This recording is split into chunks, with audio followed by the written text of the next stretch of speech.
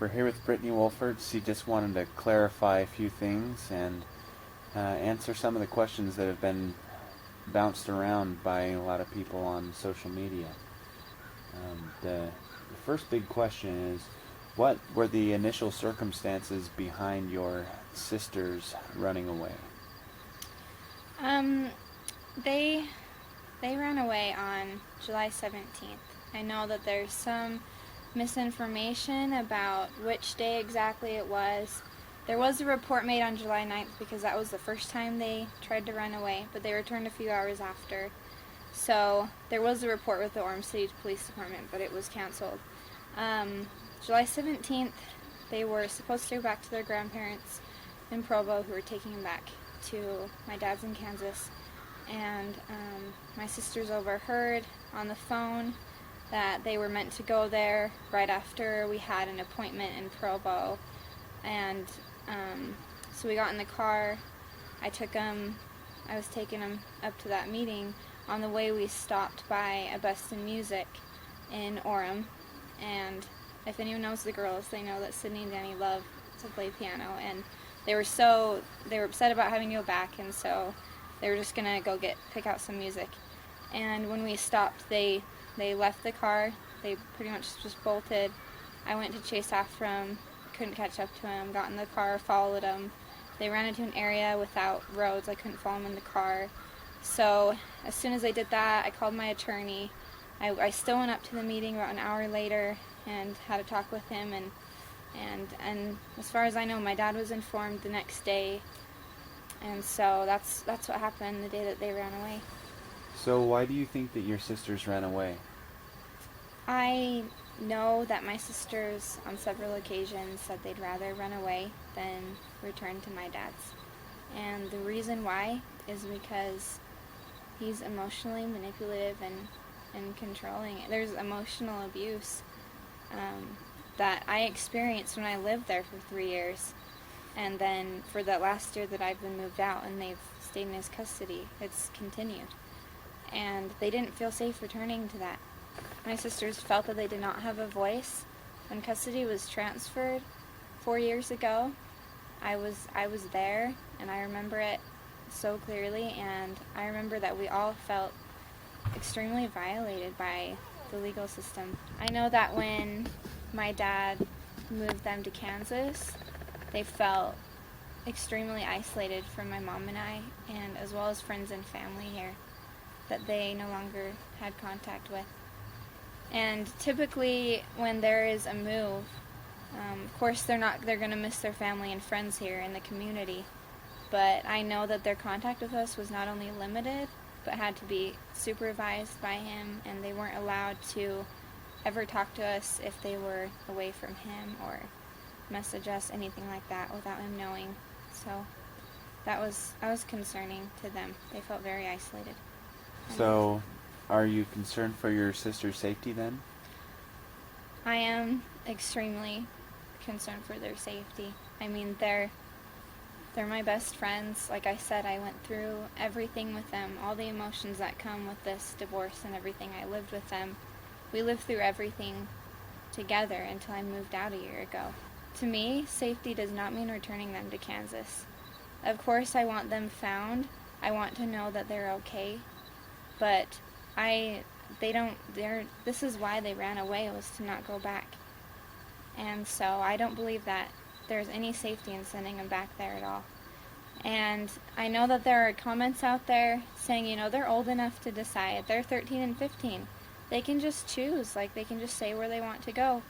Sadly, that's not true. I mean, it'd be nice to be naive enough to believe that they are just going to be given a choice, but there's a Utah Code 30-3-10.2E that basically states, unless you're 18, you can't really decide where you want to go. And even when I was 17, almost 18, I couldn't decide. I had to be 18. So they have a long ways ahead of them until they feel like they have a voice in this.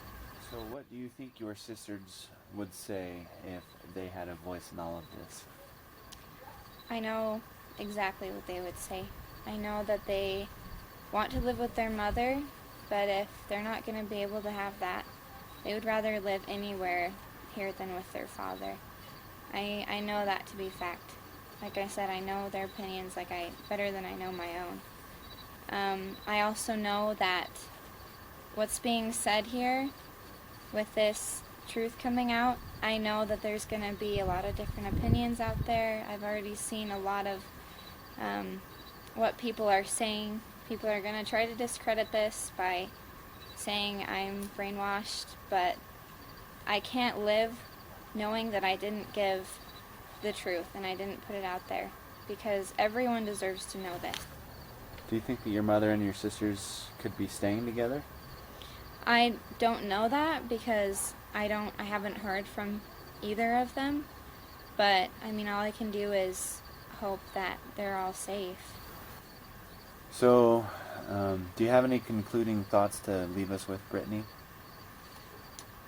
I guess just now everyone knows that they ran away, why they ran away, and what they would say if they could voice their opinion right now. Because there is always, different stories, and this is their side of the story. And with that in mind, I know that everyone can see there is kind of a battle going on out there. There seems to be, a division among the different people who are looking for my sisters, but also looking for answers.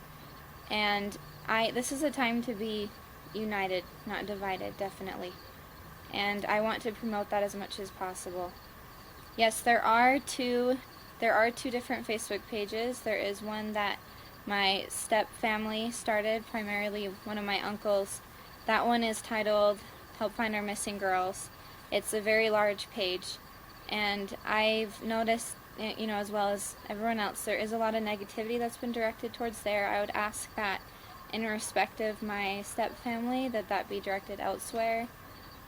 I would ask that if there's any additional questions that are brought up by this video, I will be answering questions, so people can comment below here on the YouTube channel, and maybe instead of turning the page that's meant for finding my sisters into, a bunch of different opinions. Did you have a GoFundMe account set up?